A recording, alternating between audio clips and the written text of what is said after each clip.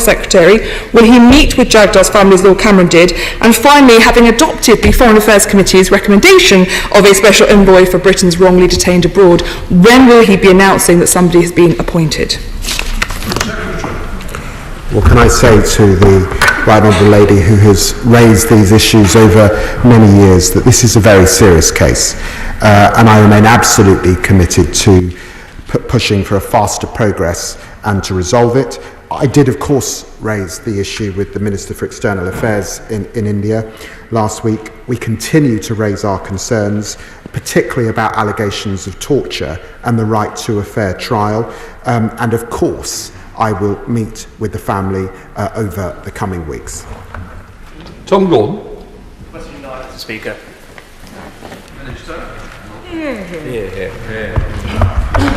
Mr. Speaker, Iran's continued repression of women and girls, ethnic and religious minorities, and human rights defenders is unacceptable.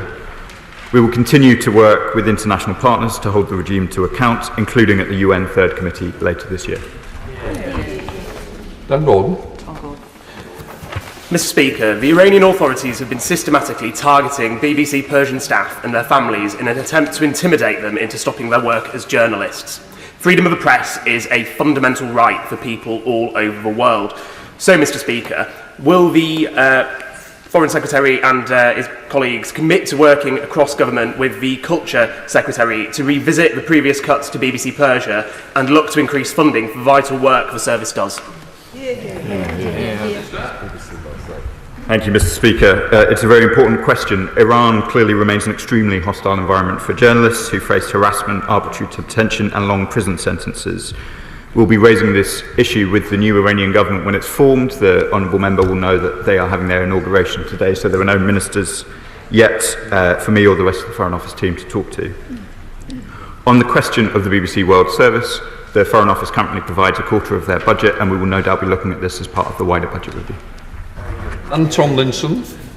Thank you, Mr. Speaker, and I welcome the Minister to his place. As we were tragically reminded again this weekend, the IRGC is a destructive, malign and terrorist force that is operating through proxies in the Middle East, including Hamas and Hezbollah. Will the Minister please update the House on the work that is ongoing to proscribe the IRGC, something which sadly the opposition failed to do when they were in government?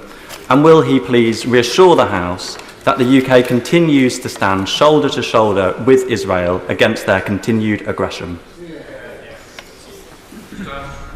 Thank you, Mr. Speaker, and thank you to my honourable friend for the question. This government recognises the threats that IRGC poses.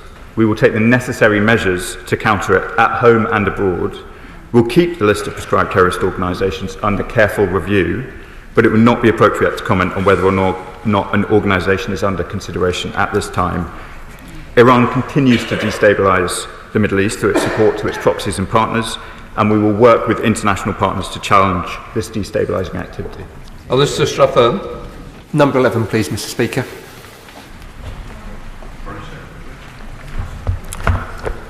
Well, one of my predecessors, Ernest Bevin, was instrumental in setting up NATO in the first place, and that's why our commitment to NATO is unshakable. The Washington summit demonstrated that NATO is bigger, stronger and more united than ever, and the Prime Minister and the Defence Secretary continue to engage with allies, and we're very pleased to make our commitment to 2.5% of GDP for defence spending. Alistair Strathern. Thank you, Mr. Speaker. Some of my proudest moments in my admittedly reasonably short time as an MP so far have been joining my communities back in Shefford to commemorate the incredible role played not just by British but Allied troops based in our local bases in supporting our way of life through the wars. It's in that spirit that I welcome and celebrate Britain's renewed commitment to NATO on the Labour. But with the previous government having failed to deliver that crucial 2.5% spending commitment, will the Secretary of State commit to working with ministers as soon as the Defence Review is completed to ensure that we've got a timeline to delivering on that as soon as financially possible? Well, my honourable friend is absolutely right to pay tribute to the work of our armed services and all of our veterans, and I thank him for doing that in the House today. And we have undertaken a strategic defence review and also to ensure that we set out a timetable to get to that 2.5% of GDP out of the appropriate fiscal event in the coming months. Julian Lewis. Does the Foreign Secretary share my concern that the dominant strand in the US Republican Party is at the moment falling into the trap of renewed isolationism? And what can we do to try and impress on our American allies that if they turn away from NATO, they will only postpone a conflict that could otherwise be avoided completely? Foreign Secretary. Well, I know that the right honourable gentleman speaks from immense experience on these matters. He will recognise that there are a range of opinions on these issues within both political parties in the United States. I was very pleased to see that Donald Trump spoke recently to Zelensky, and that the supplemental of £61 billion worth of aid to Ukraine was found recently. Thank you, Mr. Speaker. Will the Secretary of State agree with me that Ukraine's joining of NATO is absolutely vital to not only Ukraine's security, but also to all European countries' security? Well, very grateful to my honourable friend for the question. It was absolutely right that at NATO we were able to set out that irreversible pathway to membership for Ukraine, and that NATO was able to come together and speak with one voice. Stuart Anderson. Thank you, Mr. Speaker. I'm proud to have served on NATO operations in both Bosnia and Kosovo, and the 2.5% commitment will strengthen our ties within NATO. Can the Foreign Secretary commit to a timeline at the earliest opportunity to ensure we don't have to cancel any defence projects and ensure that we have the 2.5% of GDP on defence spending ASAP? Well, can I thank the honourable gentleman and the honourable gentleman that spoke before him for his service on these matters. Can I just gently remind him that the last government to get to 2.5% of spending on defence was a Labour government. We intend to get back there, and those plans will be announced at a fiscal event in the future. Tracy Gilbert. Question number 12, Mr. Speaker.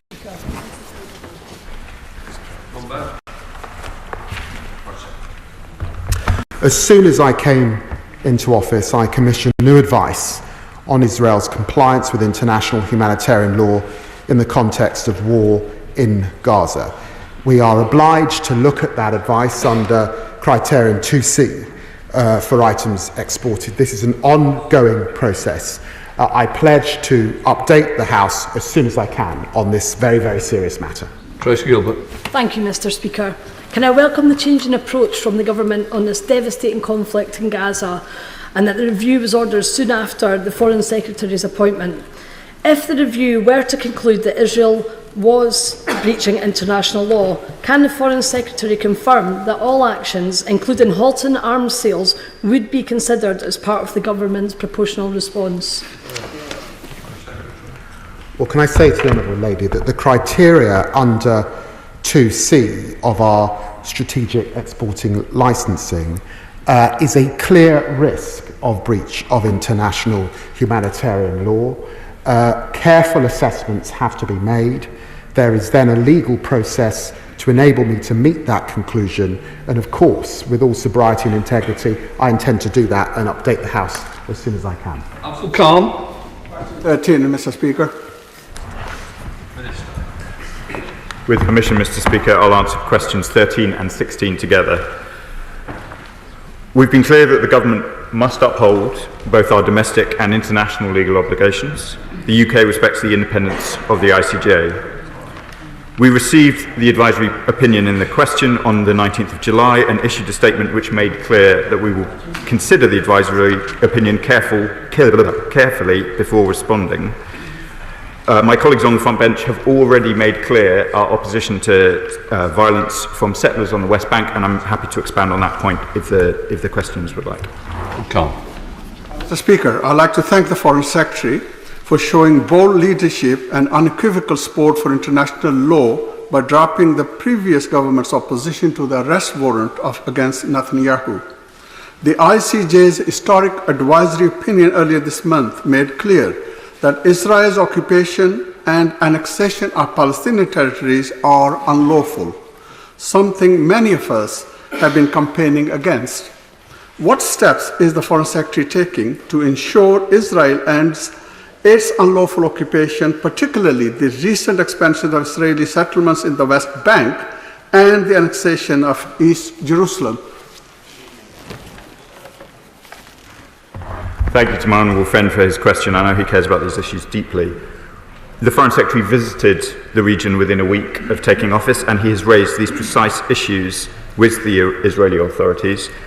I reiterate that we are strongly opposed to the expansion of illegal settlements and rising settler violence. More land has been declared by Israel in the West Bank as state lands this year than in any time since the Oslo Accords.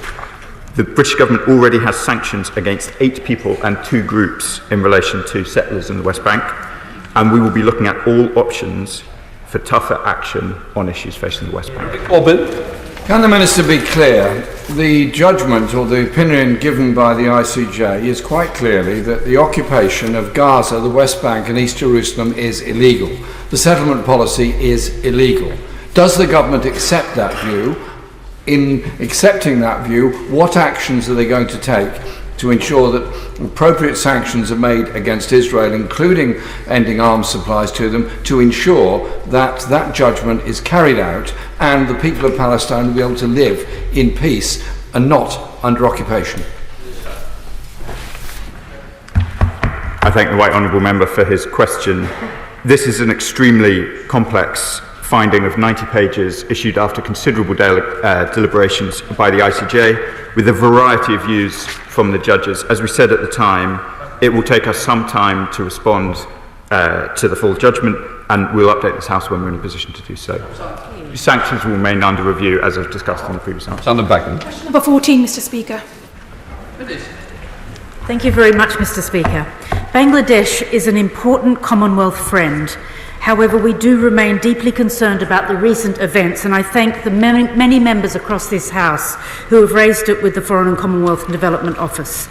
I spoke to the Bangladesh High Commissioner on the 19th and 23rd of July, and then on the 22nd of July, my Right Honourable friend, the Foreign Secretary, called for an end to the violence and for democratic reforms and the rule of law to be protected. Thank you, Mr. Speaker. Following the high death toll among student protesters, international human rights bodies are reporting further crackdowns on dissent, from mass arrests and enforced disappearances to torture and unlawful killings. Does the Minister agree with me that Bangladeshi people must have the right to exercise their fundamental human rights, including the right to protest, and will she join with me in expressing solidarity with Bangladeshi people in Bangladesh but also around the world facing repression? She is an excellent champion for her constituents, and the UK and international partners continue to push for progress towards accountability and justice, including through an independent, impartial and transparent investigation into alleged human rights violations. Dame Caroline Dinage. Number 17, Mr. Speaker.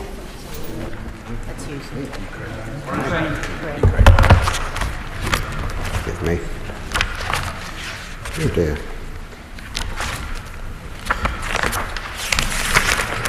I was pleased that at the NATO conference we were able to come together as all nations and reaffirm our commitment to Ukraine, and that we took great heart from Zelensky speaking to the cabinet for the first time, and being united that we continue to stand with the people of Ukraine.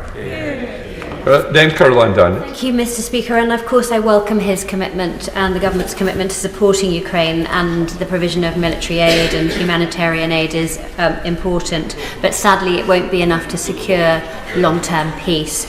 So will he reassure me that if and when Ukraine seek peace talks, the UK will stand by them and support them absolutely in their efforts to bring this wasteful and terrible war to a conclusion? Well, can I say to the Honourable Lady that I welcome the Ukrainians' desire to have peace summits and to see so many nations come together to discuss the issues that are pertinent to getting that peace. She knows that the best way to achieve peace is for Russia to leave, and that we continue to stand with Ukraine. And just as we committed in opposition for this to be a cross-party issue, I'm very grateful that the honourable gentlemen in the front bench are ensuring that this remains a bipartisan issue here in the UK Parliament. Shadow Minister Paul Holmes. Thank you very much, Mr. Speaker, and can I welcome the Secretary of State and all ministers to the front bench, and I look forward to working with them. Can the Secretary of State reassure the House that he is working flat out, as was the last government, to make sure that the roughly £2 billion of funds generated from the sale of Chelsea Football Club gets distributed urgently and reaches those in desperate need of humanitarian assistance due to Russia's illegal invasion of Ukraine? And does the Minister agree that Chelsea FC is effectively now one of the largest charitable organisations in the country, and the sooner the funds are mobilised, the better? It's an ongoing and complex issue. We endeavour to do the best that we can at pace, unpicking much that happened previously under the previous government. We now come to topicals. Lloyd Hatton. Topical 1, please, Mr. Speaker. Well, thank you, Mr. Speaker. The government is reconnecting Britain with the world in European capitals, at NATO and in Blenheim. I've been resetting relations with Europe and reinforcing support for Ukraine. I've also deepened partnerships with the Global South to tackle the climate crisis and unlock economic growth. And I'm taking a balanced approach on the Middle East, calling for an immediate ceasefire, the release of all hostages, and more aid into Gaza. A builder living on Portland, a B&B owner in Weymouth, or a shopkeeper on Swanage High Street all pay their fair share of tax. And yet some individuals take advantage of offshore tax havens, such as the BVI, to avoid paying their fair share. My constituents play by the rules. We ought to know a bit more about those who choose not to. So can the Secretary of State set out what steps his department is taking to throw open the books in British tax havens and implement public registers of beneficial ownership? I raised this issue in opposition. I think it was the last speech I gave before the election. It's an issue that I intend to take up with full vigour. We were concerned that parts of the last government were turning a blind eye to these issues, and I hope to come forward with further proposals in the coming weeks. We come to Shadow Foreign Secretary Andrew Mitchell. And he'll get full support from this side of the House in imposing open registers of beneficial ownership on the overseas territories. Can I ask the Foreign Secretary to pay special attention to Sudan, which is suffering the largest displacement crisis in the world? There is clear evidence of ethnic cleansing once again in Darfur, and the human misery which I saw on the border with Chad earlier this year is amongst the most harrowing I've ever seen. Well, I'm very grateful to the Honourable Gentleman for raising the issue of Sudan. I was able to raise this issue with G7 foreign ministers in my first days in office, and I continue in discussion with the United States, who, as you know, have summoned a gathering in Switzerland to try and achieve that peace. Andrew Mitchell. Thank you, Mr. Speaker. Both main parties committed in their manifestos to restore the 0.7% international development target. And as you will have seen, last year we reached nearly 0.6%. So will he discuss with the Treasury returning to 0.7, not in one bite, but over the next 2 years? This would secure best value for money for British taxpayers and also help those most in need. Well, I paid tribute to the Honourable Gentleman earlier, but this is one area that was left in a mess, because frankly 3.4 billion being spent on refugees in hotels is a lion's share of that amount. It's a lot for myself and my honourable friend, the Overseas Development Secretary, to deal with, but we will do all we can to get back to that 0.7% as soon as possible. Imran Hussain. Mr. Speaker, next week marks 5 years since the illegal revocation of Article 370 and 35A, taking away what little autonomy the Kashmiris had and paving the way for further persecution of the Kashmiris by the Indian Armed Forces. So will the Minister make clear she's committed to upholding international law and confirm that the UK will uphold UN Resolution 47 that demands the birthright of the Kashmiris to a free and fair plebiscite? Thank the Honourable Member for Bradford for his passionate defence of human rights in Kashmir.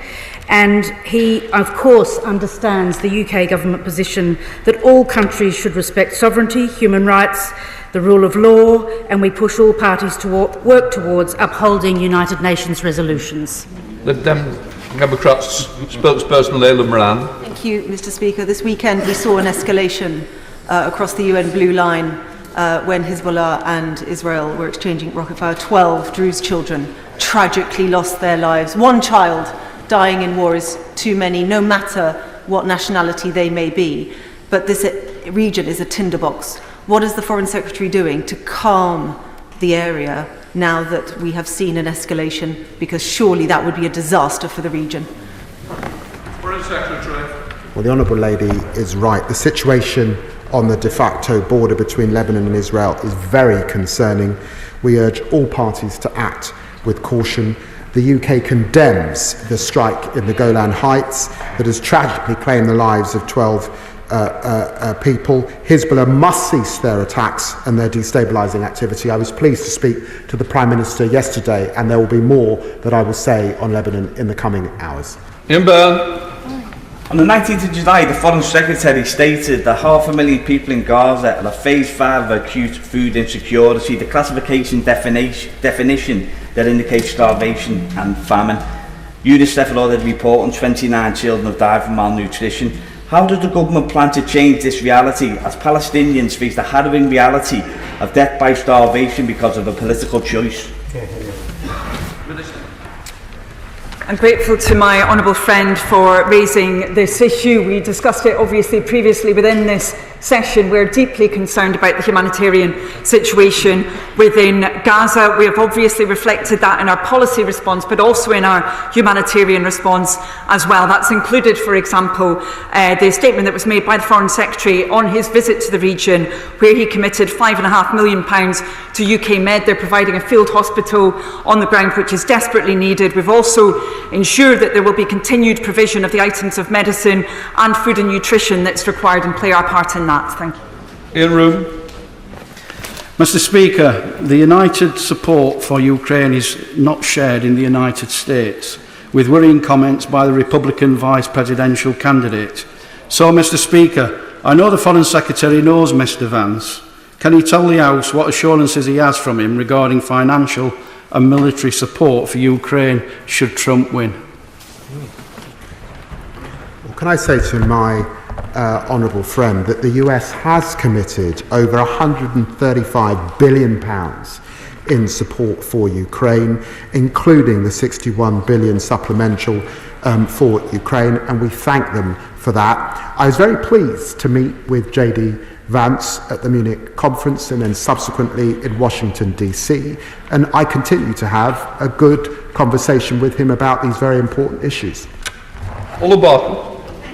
Speaker, the destruction and loss of life in Bangladesh is of grave concern to me and a great number of my constituents. I welcome the Minister's conversations that she has already had with Bangladeshi counterparts and urging for calm. Can the Minister advise what measures are being taken to support British nationals in Bangladesh, and will she join me in thanking the Bangladeshi community in my constituency of Liverpool Wavertree, who contributes so much to our city?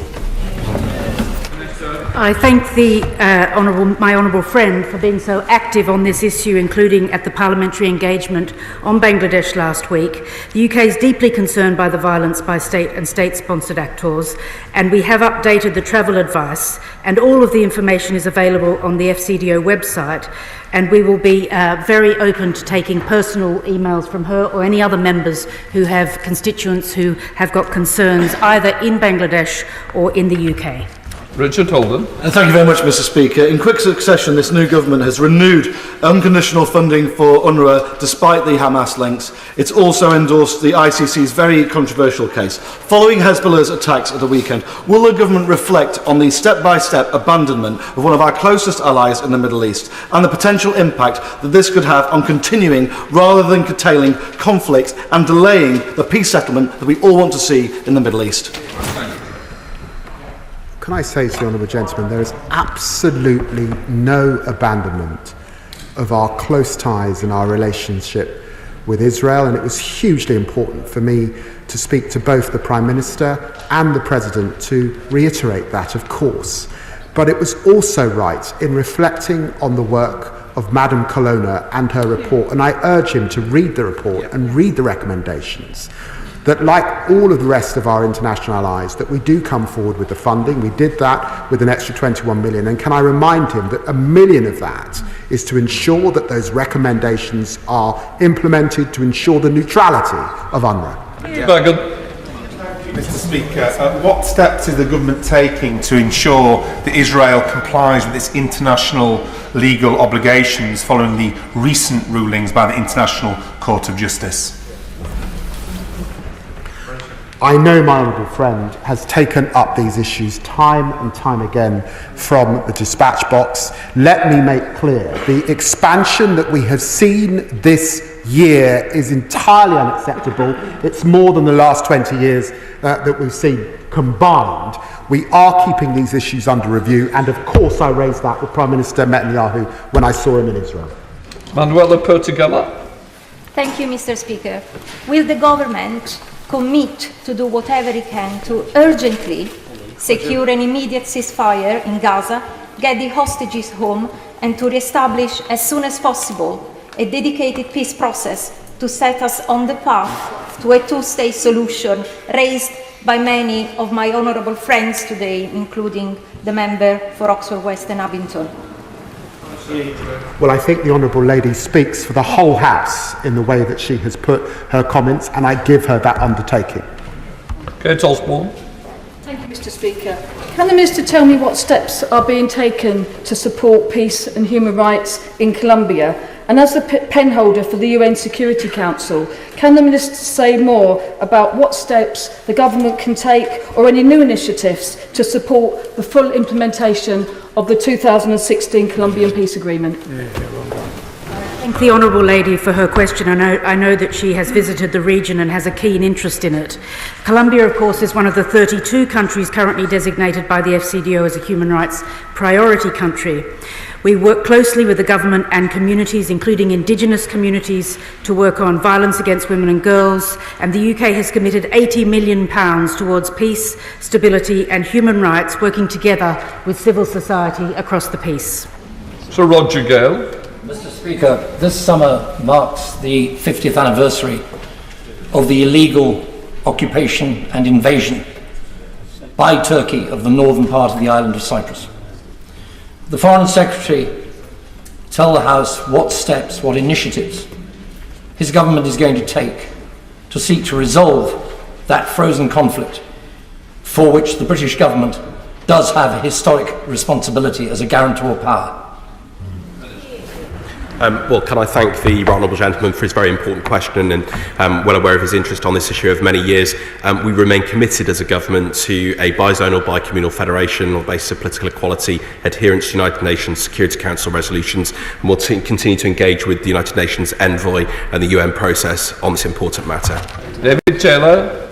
Can I ask the Minister what assessment they've made of the potential implications of asylum accommodation policy of using the overseas development budget to help fund asylum accommodation?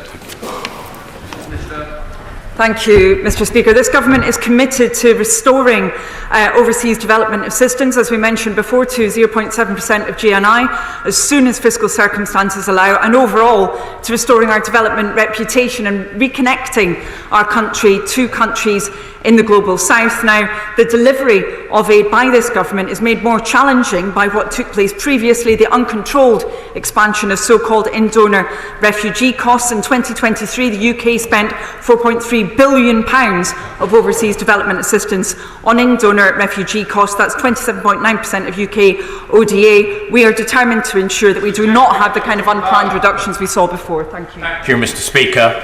What steps will the British government be taking following the highly disputed election result in Venezuela of election of President Maduro in working with our American colleagues over the disputed land in Guyana to prevent any incursion there?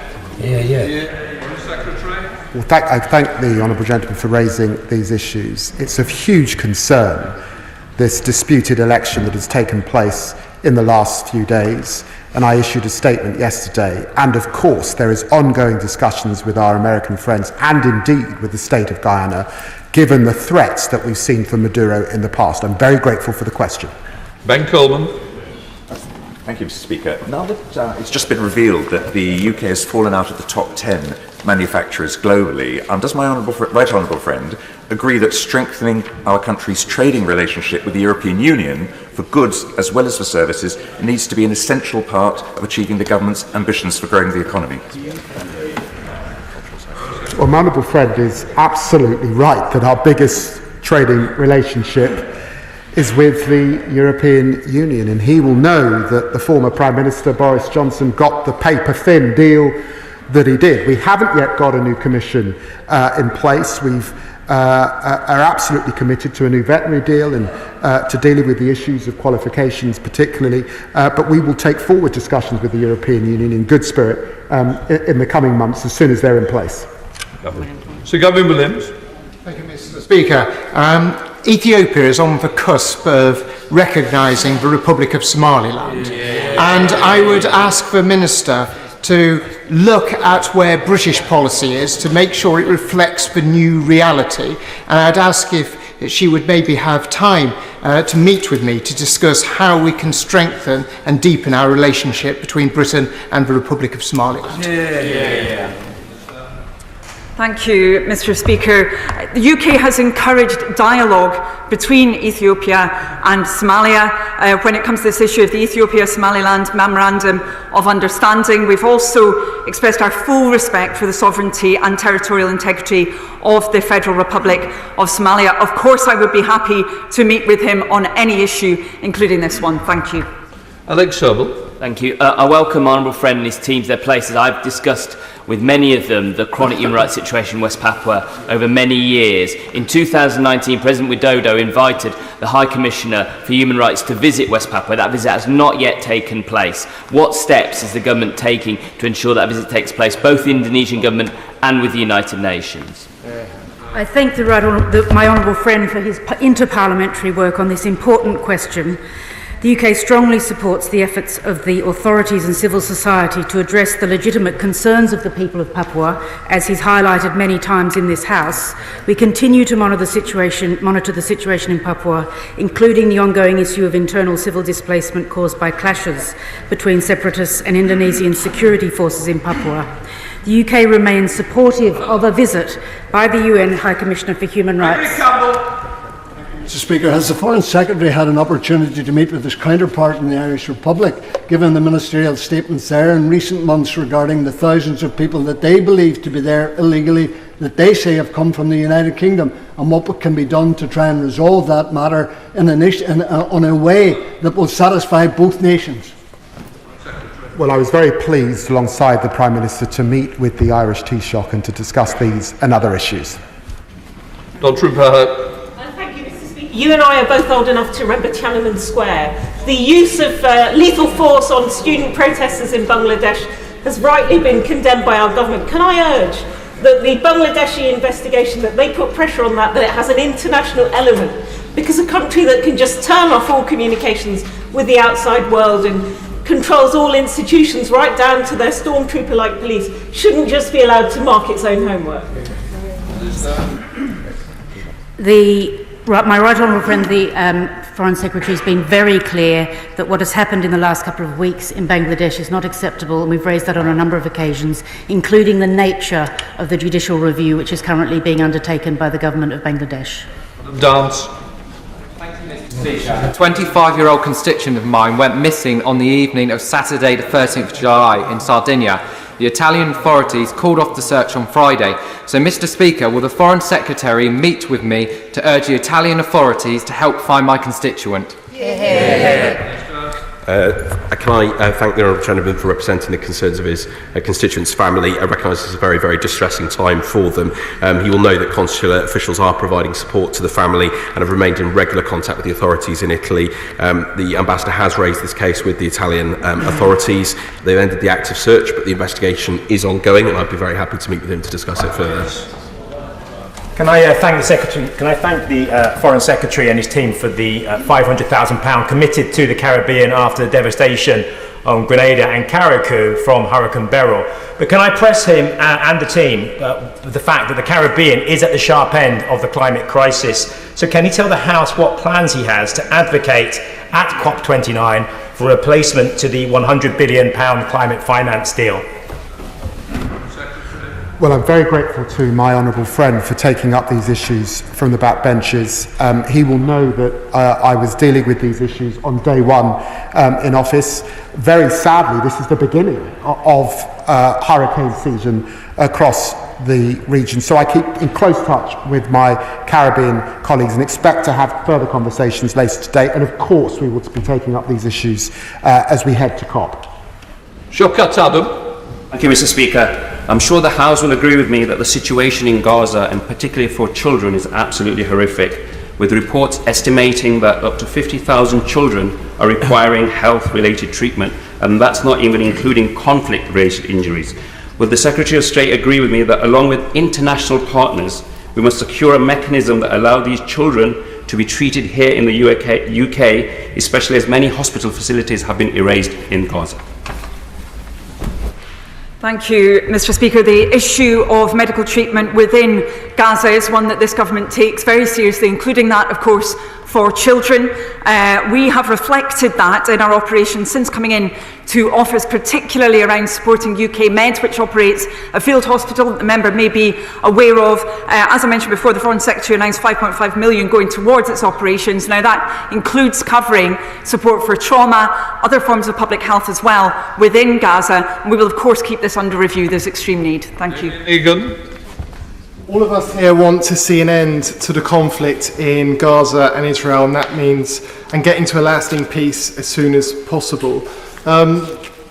Growing in concern that we're seeing rising hostilities on the north of Israel with Hezbollah, with a deadly increase attacks targeted against civilians. Hezbollah, of course, an Iranian-funded terror group which has entrenched itself in southern Lebanon. Can the Foreign Secretary give us reassurance that Britain will play a full part in working with Israel and other allies to counter this threat? Well, I'm very grateful to the honourable friend for the question. Further escalation is in nobody's interest, and can I reassure him, we understand who sits behind Hezbollah, and that is Iran. And they have been engaged in a lot of activity to drive escalation forward in the region. So, of course, I want to give him that reassurance. Final question, Bob Black. Thank you, Mr. Speaker. 111 hostages are unaccounted for in Gaza. Some are foreign nationals, but most are Israeli citizens. Recently, bodies were recovered from under Yunus Khan, the city, demonstrating that Hamas have complete contempt for humanitarian areas. What action is the Foreign Secretary taking to secure the release of the hostages, and will he guarantee that Hamas will play no further part in the governance of a state of Palestine? What can I say to the honourable gentleman? It was very important for me to meet with hostage families when I was in Israel. I've spoken to hostage families since returning back to the country, and of course we are giving all assistance we can to the Israeli authorities. to ensure that those hostages get out. And I really want him to understand that we have this as a number one concern. Those hostages need to be returned. That completes questions.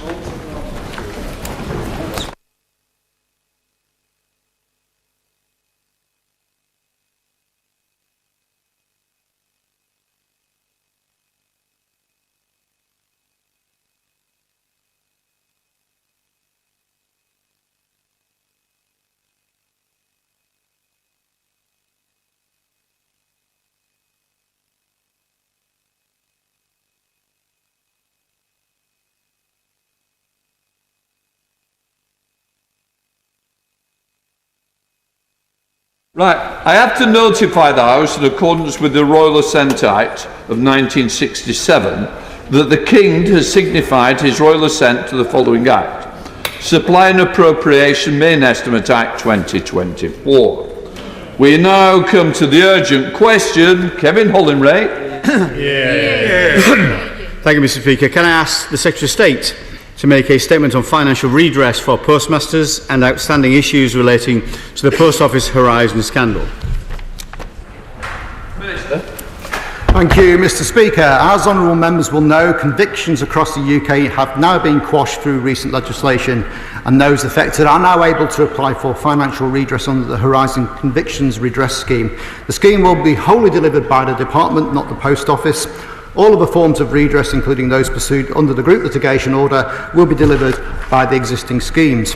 Mr. Speaker, since taking office, this government has continued to work closely with both the Scottish Government and the Northern Ireland Executive to identify those who have had their convictions overturned. Letters have started to be issued to those eligible, which will confirm that their conviction has been quashed and provide further information on how to access financial redress. But I would encourage those who believe they are eligible not to wait for a letter. Please do come forward now and register for the Horizon Conviction Redress Scheme. We have put guidance on gov.uk to help people know where they stand, whether their conviction has been overturned, and if eligible, how to apply for redress through the registration and application process. Victims will be able to choose from two options. Firstly, they can either accept a fixed settlement of £600,000, or secondly, they can choose a full claim assessment if they believe their losses exceed £600,000 and wish to have their application fully examined by the government. No matter what route they choose to take, once an applicant's eligibility is confirmed, they will be paid a preliminary payment of £200,000. We're making sure that they can access historical data from both the Post Office and HMRC to support their decision and the application. We also recognise that with the best will and support in the world, in a few cases, some information may not be retrievable, but I can assure honourable members that even in those cases, we will do all we can so that a fair offer is made to sub-postmasters who have suffered this terrible injustice. This House was united in the last Parliament in its wish to see justice for sub-postmasters, and in this Parliament we do intend to deliver on that. Shadow Minister Kevin Hollingray. Thank you, Mr. Speaker. Well, it is disappointing that I've again had to ask an urgent question to get the government to come to the dispatch box. It's also disappointing that neither the Secretary of State nor the Postal Affairs Minister has responded to either of those urgent questions. This is a very clearly important matter and one deserving of full scrutiny by this House. And despite earlier promises by him, only 12 days ago, to give the House a significant update, only a written statement was available.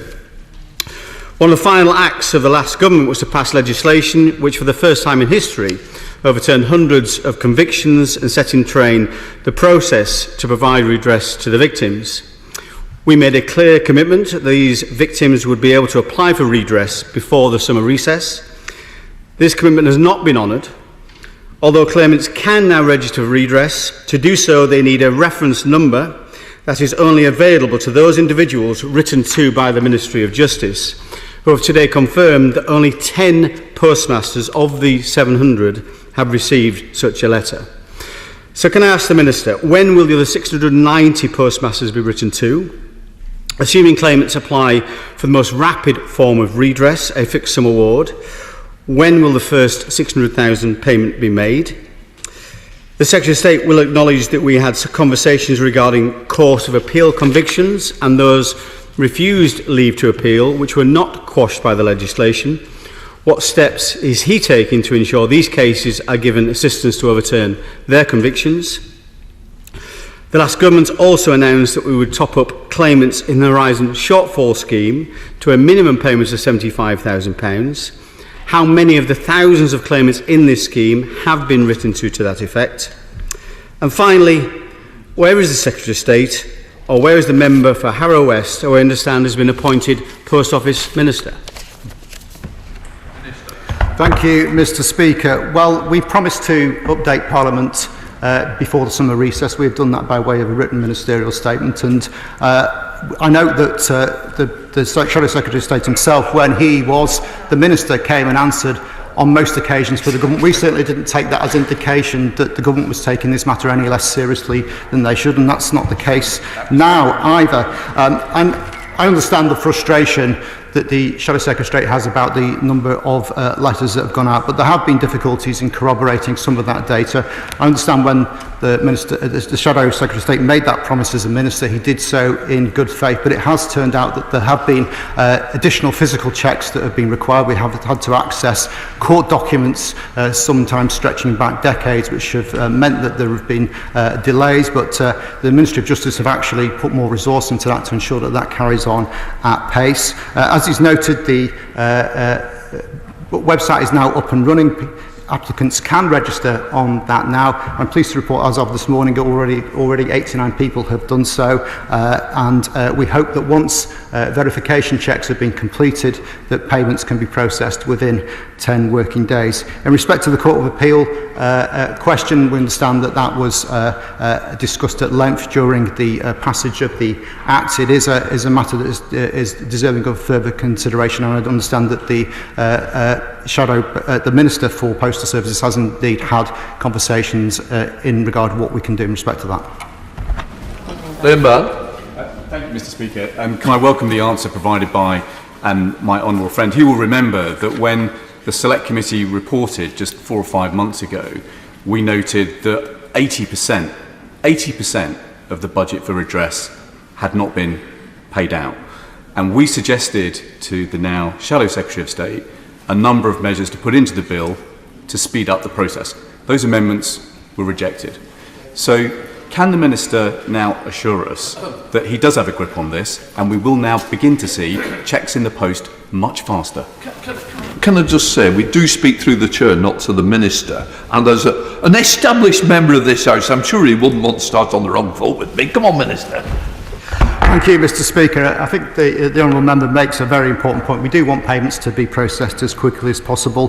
Data is updated monthly on the government website. We can see that in terms of the group litigation order, 210 offers have now been made under the HSS scheme of 2,730 claimants. Altogether, 2,417 offers have been accepted, and 110 convictions on the OCS scheme. Initial payments have now been made to 103 of those people. We come to the Lib Democrats. Spokesperson Sarah Olney. Thank you, Mr. Speaker.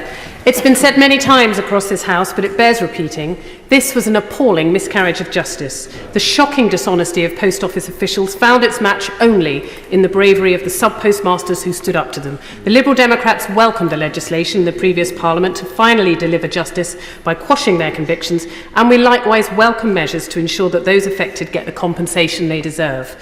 However, what we've seen with previous compensation and redress schemes for the victims of this scandal was a pattern of delay, complication and inefficiency. Neither the Post Office nor the Department for Business and Trade have earned the necessary trust of sub-postmasters to administer these schemes. And it was with that in mind that in 2022, the Business and Trade Committee recommended that an independent intermediary body should be set up.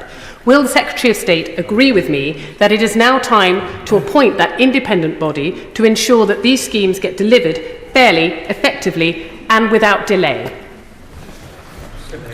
I thank the Liberal Democrat spokesperson for their contributions. We are concerned that matters are taking too long. We have been working with lawyers who've signed up to a framework for representing claimants, and we're looking at ways that we can speed the process up. There are issues in terms of actually collating enough expert evidence to support the claims, but we are looking at ways how that can be actually accelerated. In terms of the independent process, we are looking at an independent mediation step after the initial decisions and offers are made, and ultimately an independent appeal decision will be considered as well. Ian Lavery. Thank you, Mr. Speaker.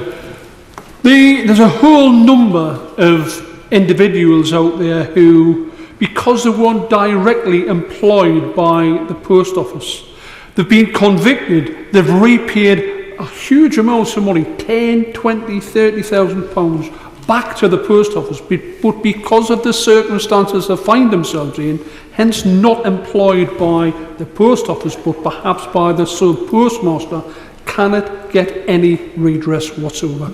These are victims of the Horizon scandal equally as much as anyone else.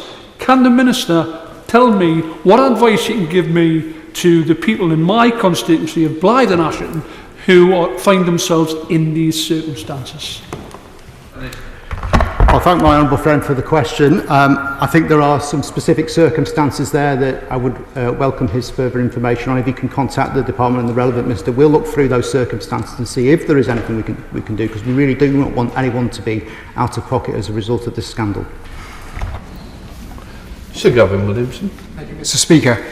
Communities across the country were impacted by the Horizon scandal, and one of those was Wheaton Aston. And not only did Wheaton Aston lose a much-loved postmaster, they actually also lost their post office as well. Would the Minister look at the specific case of Wheaton Aston, not just in terms of that postmaster getting the compensation, but also take up the issue with the post office to make sure a post office is returned to the village? Thank the right honourable member for his question. I'll certainly relay that back to the department. We'll look in some detail on that. It is important that communities do have a post office that they can access. They are a vital part of our infrastructure in this country. They are a vital lifeline for many individuals, and we want to make sure that every community is served as much as possible. Thank you, Mr. Speaker. I'd just like to take a moment to pay tribute to my predecessor for the work that Marion Fellows did in this issue throughout her time in this House. That there's been conversations with the Scottish Government regarding this issue and looking for justice and redress for sub-postmasters. Can I ask the Minister how confident he is that there'll be no further obstacles put in the way of justice and redress in Scotland by the Scottish Government following those conversations? I thank the my honourable friend for her question, and would join her in paying tribute to her predecessor, who was tenacious in her pursuit of this matter. We have had a number of conversations with the Scottish Government, and we don't want to see any difference between the way this scheme is administered in any part of the country, and we're confident that that will be the case. Dame Caroline Downey. Thank you very much, Mr. Speaker. This is a national scandal, and it's almost impossible to quantify the lack of trust, the loss of trust that has resulted both with the government but also with the post office over this. I wonder if the Minister could just set out a little bit more what they intend to do to ensure that the information and the support to make these applications to the redress scheme for every single postmaster that had been affected, every single one that had a conviction quashed, is going to be taking place. Thank the honourable member for a question. It's a very important one. Disclosure packs are being prepared for every claimant, which will contain what we believe will be all the information they need to assess whether they wish to accept the fixed sum or proceed for a more detailed assessment of the claim. It will include details of their contracts and remuneration with the post office, details of whether they were eligible for the Royal Mayor share plan, and indeed any other information that the department can obtain which is requested. We want to work at pace with individuals to make sure they have all the information they need to make an informed decision on this. It's Osborne. Speaker, the Minister will be aware that I've long campaigned on this issue. He might not yet be aware of a letter that I sent to his department highlighting issues with the current compensation schemes, as well as calling attention to issues with the original 555 sub-postmasters, of which my constituent Chris Head belongs. Chris was one of the thousands of Horizon scandal people impacted by the scandal, and he himself has still only been offered 17% of his verified claim. So will the Minister agree to meet with me and Chris to discuss these issues? thank my honourable friend for her question. I am indeed aware of the letter and indeed all the work that she has done over a number of years in support of her constituents and indeed the wider sub-postmaster community. I'm sure that the relevant minister will agree to meet her and her constituent, and I'll make sure that request is passed on to him. Thank you, Mr. Speaker. As a member for Ynysmôn, I represent Lorraine Williams and the formidable Noel Thomas, who spent his 60th birthday in jail for a crime that he never took place. It is clear that sub-postmasters continue to be treated appallingly by the UK government in the wake of the Horizon scandal, made to feel guilty for the cost of compensation for the public purse. Can the Secretary of State give me confidence to know that the new government will compensate for the real human cost of the suffering caused by this awful scandal? Thank the honourable member for a question. We do not want sub-postmasters to feel guilty for claiming what is rightfully theirs. That what this place has decided is their entitlement. We've made measures to ensure that they won't have to foot any legal bills for taking advice in respect of their applications, and we want to make sure that every potential head of loss is covered and adequately compensated for. So we want to make this as easy and as swift as possible for those affected. Hello. Thank you, Mr. Speaker. I'm pleased to hear from the Minister that they are going to expedite this national scandal and sort out payment to those people who have been extremely badly treated by what is a state-owned entity. My question is, are you going to do anything about those people who arguably knew that the Fujitsu software called Horizon was deficient and yet still brought legal cases against sub-postmasters, many of whom went to prison? Personally, I think there must be some redress, and those people going right the way back who were responsible for bringing cases against innocent people in the knowledge that the software was deficient, they must suffer some form of penalty. Honourable member makes an important point which has been raised on a number of occasions previously. We believe that the correct approach to this is for the inquiry to assess those individuals' particular culpability, and then we will take forward their recommendations, because I think it's important that we see that individuals do take some responsibility and accountability for their actions. Thank you, Mr. Speaker. The Horizon IT scandal is without doubt one of the greatest miscarriages of justice in our history, and whilst we cannot change what has happened, we must establish what went wrong. So can the Minister assure the House that he will carefully consider the findings of the Post Office Horizon IT inquiry, and does he agree with the Shadow Secretary of State's position that there should be prosecutions for those that are deemed responsible? Again, we are taking a very close interest, as the honourable member would expect, in the evidence that is coming forward in the inquiry. Much of it is shocking. It's very concerning, the amount of obfuscation and, shall we say, misinformation that's been put out by a number of individuals. We think it's right to wait to see what the chair of the inquiry recommends in terms of future action, but we're certainly committed to looking very closely and making sure that individuals do take responsibility for their actions. Thank you very much, Mr. Speaker. One of my constituents who was affected by the Horizon scandal was about to end more than 20 years of service with the Post Office with a comfortable package when she was persuaded to take on a post office for those 2 months. She did, and got caught up in the Horizon scandal. She then had months of trauma of trying to prove her innocence, arguing with the Post Office, and was sacked, lost the package and lost a lot of expense. I spoke to the previous minister about it, and she has applied for compensation, but she's now being told that she's not entitled because she didn't have a contract, which she says she did have. So will the minister meet me to discuss how we can possibly protect people and ensure that they get the compensation they're entitled to, and that we don't have this continual excuse finding for not paying people who deserve compensation? I'm grateful to the honourable member for raising that question. Where there are evidential difficulties, we are looking at other ways that we can make sure that those who should be eligible are entitled to the claim, and I'm happy to have further conversations with her in respect of that. Jim Shannon. I can thank the Minister very much for the answers to the questions that have been posed.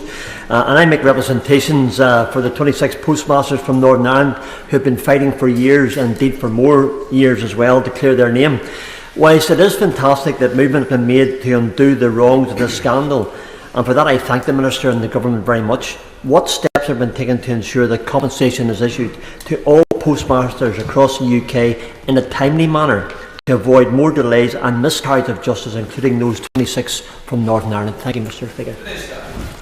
I'll thank the Honourable Member for his question. We are working closely with the Northern Ireland Executive to make sure that all the information required is verified and corroborated, so that those individuals in Northern Ireland who have been caught up in this scandal receive that letter as soon as possible. Right, that completes the urgent question. We'll let the front benches change over.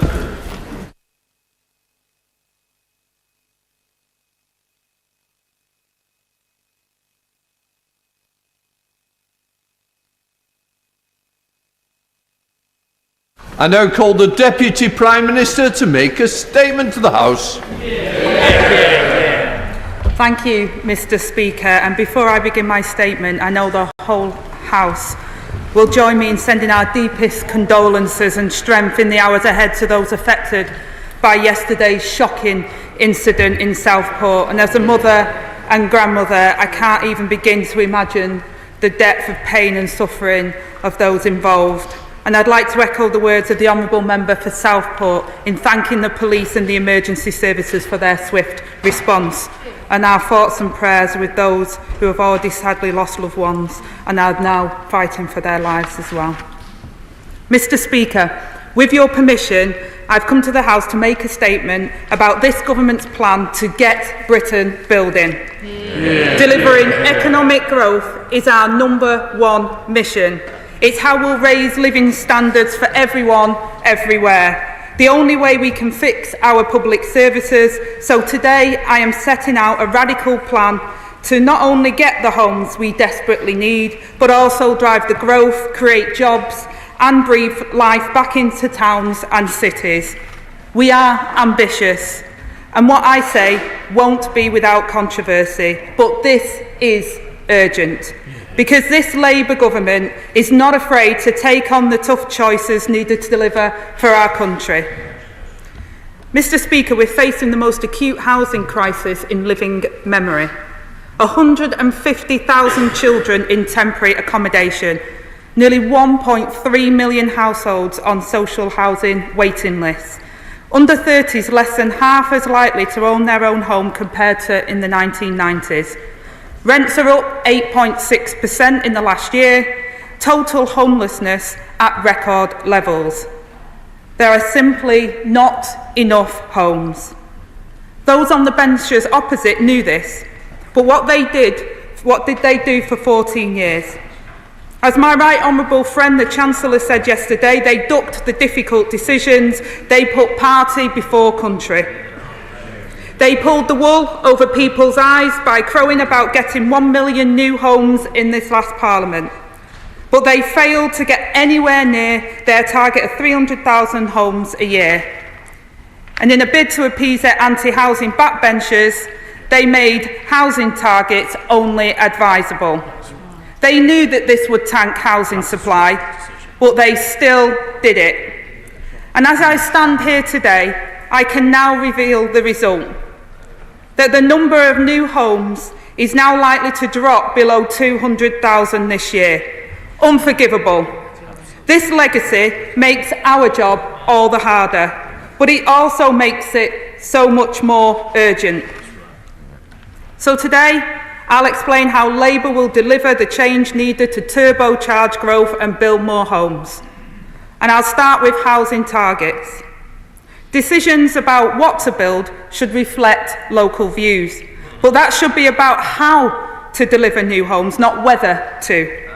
Whilst the previous government watered down housing targets, caving into their anti-growth backbenchers, this Labour government is taking the tough choices, putting people and country first.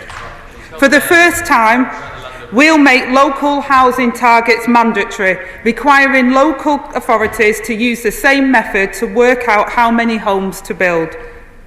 But, Mr. Speaker, that alone is insufficient to meet our ambition. So we're also changing the standard method used to calculate housing need, so it better reflects the urgency of supply for local areas. Rather than relying on outdated data, this new method will require local authorities to plan for homes proportionate to the size of existing communities. And it will incorporate an uplift where house prices are most out of step with local incomes. The collective total of these local targets will therefore rise from some 300,000 a year to just over 370,000 a year. Now, some will find this uncomfortable and others will try and poke holes. So I'll tackle the four arguments head on. First, that we're demanding too much from some places. To this I say, we have a housing crisis and a mandate for real change, and we all must play our part. Second, that some areas might appear to get a surprising target. Well, Mr. Speaker, no method is perfect, and the old one produced all sorts of odd outcomes. Crucially, ours offers extra stability for local authorities. Third, that we are lowering our ambition for London. I'm clear we're doing no such thing. That London had a nominal target of almost 100,000 homes a year based on an arbitrary uplift was absolute nonsense. The adoption of the London Plan has a target of around 52,000, and delivery in London last year was around 35,000. The target we're now setting for London, roughly 80,000, is still a huge ask. But I know it's one that the Mayor is determined to rise to, and I met with him last week about this. Fourth, some will say a total of 370,000 is not enough. To this I say, ambition is critical, but we also need to be realistic. I want to now move to the Greenbelt. If we have targets for what we need to build, we next need to ensure we're building in the right places. The first port of call must be brownfield land. We are making some changes today to support this, but it's only part of the answer, Mr. Speaker. This is why we must create more strategic system for Greenbelt release to make it work for the 21st century. Local authorities will have to review their Greenbelt if needed to meet housing targets, but they'll also need to prioritise low-quality grey belt land, for which we are setting out a definition today. And where land in the Greenbelt is developed, new golden rules will require provision of 50% affordable housing, with a focus on social rent, as well as schools, GP surgeries and transport links that community need, and improvements to accessible green space. And let's not forget, Mr. Speaker, that it was the previous government's haphazard approach to building on the Greenbelt that has seen so many of the wrong homes built in the wrong places without local services that people need. Under Labour, this will change. Now, Mr. Speaker, increasing supply is of course essential to improving affordability, but we must also go further in building genuinely affordable homes. And part of this must come from developers. And the Housing Minister will be meeting with major developers later to ensure that they commit to matching our pace of reform. But an active mission-led government must also play its role. This is why today I'm calling on local authorities, housing associations and industry to work with me to deliver a council house revolution. Yeah. Mr. Speaker, this isn't just a nice add-on. It is vital to getting the 1.5 million homes built, because we know that schemes with a large amount of affordable housing are likely to be completed faster. And injecting confidence and certainty into social housing is how we get Britain back to building. The previous government had to downgrade the number of new homes their affordable housing programme would deliver. And now today, I can unveil that not only between 110,000 and 130,000 affordable homes are due to be built under this programme, down from their original target of 180,000. In our worst case scenario, some 70,000 fewer families in need of a secure home will lose out, Mr. Speaker. How have they let that happen. And once again, it's this government which will have to pick up the pieces. This is why today I'm announcing immediate steps for the biggest boost to social and affordable housing in a generation. We will introduce more flexibilities in current Affordable Homes Programme working with Homes England, and we'll bring forward details of future government investment at the spending review. I also recognise that councils and housing associations need support too. So my right honourable friend, the Chancellor, will set out plans at the next fiscal event to give them the rent stability that they need to borrow and invest. But Mr Speaker, we must also maintain existing stock, which is why I'm announcing important changes to the right to buy. We have already started reviewing the increased right to buy discounts introduced in 2012 and will consult in the autumn on wider reforms to right to buy. And we are immediately increasing flexibilities for councils when using right to buy receipts. And in addition to help councils provide homes for some of the most vulnerable in society, I can also confirm today that the £450 million of the Local Authority Housing Fund will flow to them to provide 2,000 new homes. This is what Labour does. Mr Speaker, these reforms are key to realising our wider growth ambitions.